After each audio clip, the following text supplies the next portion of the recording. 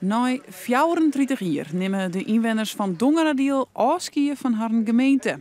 Dongeradiel vormt van 1 januari allemaal Kolmelaan en Verwedderadiel de nieuwe gemeente Noord-Eerst-Friesland. En jood vieren de inwoners van Dongeradiel de nieuwe toekomst en stenen ze stil bij het verliezen. Afscheid van Dongeradiel, nou het is natuurlijk een afsluiting van weer een tijdperk. En dat is dan toch weer bijzonder. En dat willen we dus met de inwoners van Dokkum en met de inwoners van Dongeradiel op deze bijzondere manier in de Bonifatiuskapel in Dokkum vieren. In en bij de kapel is er joen doens, muziek en theater. In de dorpen om Dokkum heen wordt er van alles organiseren. Zo is het Vlaaksmuseum van Iepen en worden er demonstraties doen.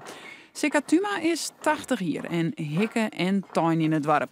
Hij had minder gevoelens bij het afskiën van Dongeradiel. We laten ook weer wat achter en alles wat achter dat is verleden tijd en dat sluiten we nou aan. En alles wat afsluit, dat is net leuk. Nee. Maar de nieuwe gemeente Noord-Eerst-Friesland, dat lokt ook wel weer.